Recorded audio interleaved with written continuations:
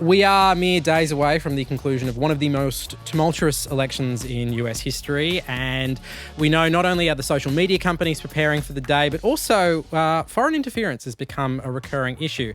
Our guest this week from Information Security Media Group and Florida resident, except currently in Australia, Jeremy Kirk, and the co-founder and CEO of Girl Geek Academy, Sarah Moran. Jeremy, I'm going to start with you. We have seen some reports already of foreign interference in this election, haven't we?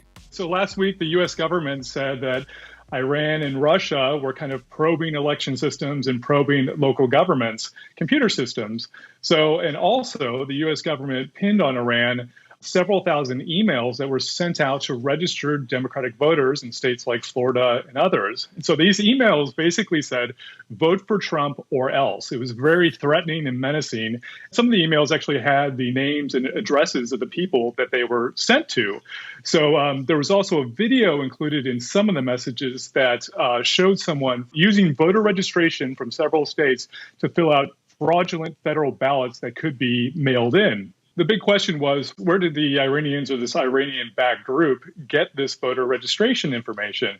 I'm registered to vote in Florida, and Florida has one of the most sort of permissive schemes for access to voter registration data.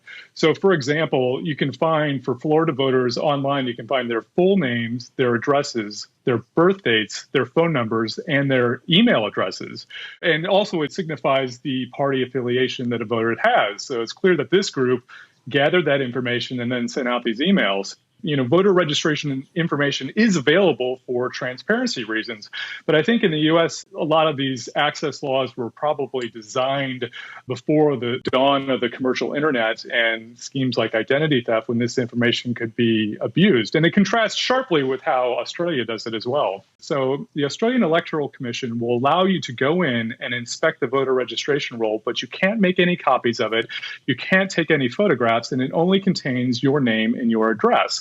And so that limits the amount of personal information and also raises the bar. You know, you can't get this information electronically. You actually have to go to the office and view it. So political parties are given this data, and they also give it out to researchers. But here, you know, it's very fortunate that it's a lot more restricted in what people can get a hold of.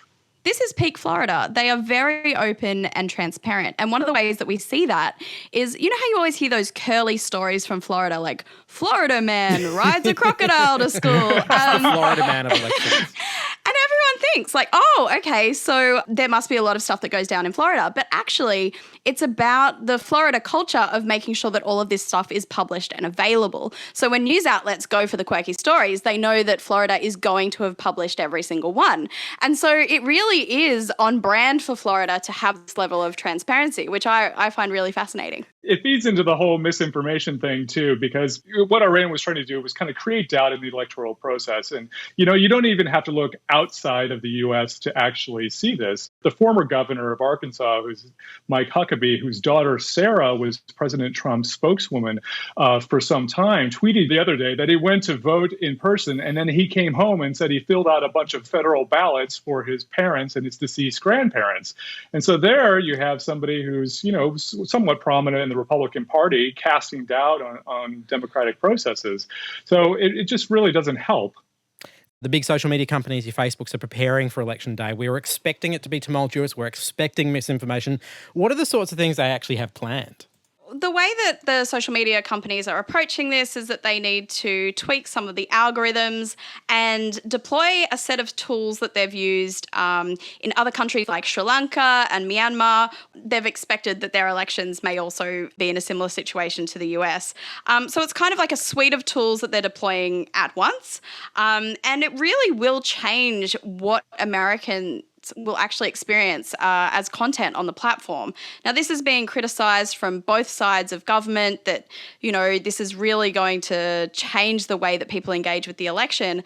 And so Facebook are just kind of like, well, we're getting criticised from both sides. We've made our decisions. This is how we're going to tackle it. One of the things I understand they're going to do, Jeremy, is that they're actually going to hold off on announcing it or letting candidates claim the election. Walk me through why they would do that exactly. I think they're afraid of one of the parties coming out and saying that they've prematurely announcing results. And I think we can all guess which party that possibly would be. I think Facebook is going to put this voter information center on Facebook and Instagram, and that's going to have links to sources like Reuters saying that the election hasn't been decided. Here's a source for accurate election information. And I think Google is also changing its autocomplete suggestions. So if people are like looking for election results, which everybody's going to be clamoring for, it's going to direct them to they have a partnership with the Associated Press, because the fear is President Trump has already said he possibly may not step aside, and virtually from the first day of being in office in 2016 was claiming that there was voter fraud that led him to losing the popular vote. They're tweaking this to ensure that misinformation doesn't get out and doesn't taint voting. Do you think it'll work, Sarah? Facebook is still a company that's run by people who have a certain way in the world of doing things, as do all social media companies. And the way that they all tackle it really does come down to what the founders decide, what the company decides that they want to do. The fact that we've given that much power to private companies is scary as all heck. So I guess we'll all be waiting and seeing, right? All right, there is lots more of this in the podcast of Download This Show. We're also going to pick over the dead bones of my favourite streaming service of the year, Quibi, which has called it quits. Why was it so special? You will just have to check out the podcast to find out. That's it from me, and I will catch you online.